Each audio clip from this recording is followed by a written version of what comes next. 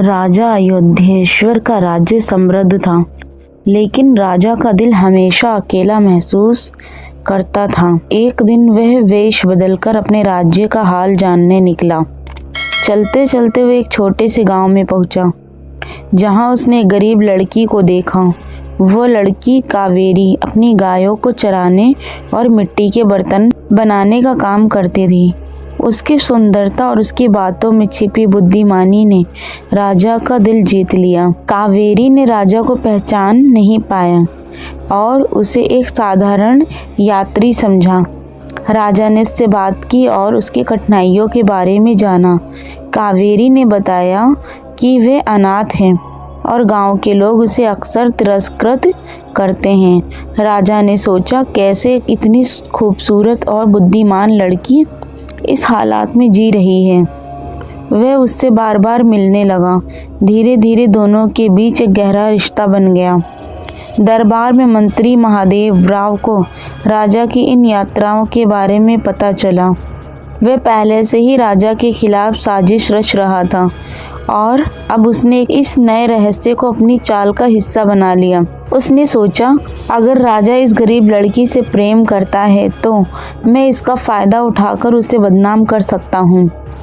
एक दिन राजा ने कावेरी से उसके अतीत के बारे में पूछा। कावेरी ने बताया कि वे अपनी माँ सुमित्रा को बचपन में खो चुकी है और उसके पिता कौन थे ये वे नहीं जानती। उसकी माँ ने मरने से पहले उसे एक पेंडेंट दिया था जिस पर एक अनजान प्रतीक बना हुआ था।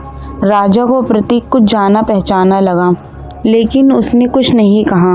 उसने पेंडेंट यशोवर्धन को दिखाया। यशोवर्धन ने कहा, यह प्रतीक तो हमारे शाही परिवार का है। क्या ये संभव है कि कावेरी का संबंध किसी राजघराने से हो?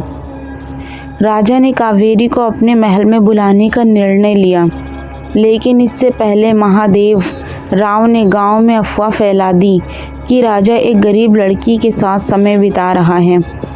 कावेरी को गांव वालों ने तिरस्कृत करना शुरू कर दिया। राजा ने कावेरी को महल में आने का आदेश दिया, लेकिन जब वे पहुंची तो उसे देखकर दरबारियों ने हंसी उड़ाई। राजा ने सबके सामने घोषणा की, कावेरी मेरी पसंद है, उसके साथ कोई भी दुर्व्यवहार सहन नहीं किया जाएगा। महादेव राव ने अपनी साजिश तेज कर दी। उसने सुमित्रा के बारे में झूठी कहानियां फैलाना शुरू कर दी। उसने राजा को ये विश्वास दिलाने की कोशिश की कि कावेरी की माँ एक जादूगरनी थी और उसने राज्य के खजाने पर कब्जा करने की कोशिश की थी। लेकिन यशोवर्धन ने सुमित्रा के बारे में गुप्त दस्तावेज खोजे। उसने राजा को बताया कि सुमित्रा एक राजकुमारी थी जिसे महादेव राव ने धोखे से राज्य के बाहर कर दिया था। कावेरी वास्तव में शाही खून की वारिस थी। राजा ने महादेव राव को पकड़ने की योजना बनाई। उसने कावेरी को महादेव राव के सामने अकेले छोड़ दिया। महादेव राव ने उसे मारने की कोशिश की, लेकिन तभी राजा और यशोवर्धन वहां पहुंचे। दोनों ने महादेव राव को गिरफ्तार कर लिया।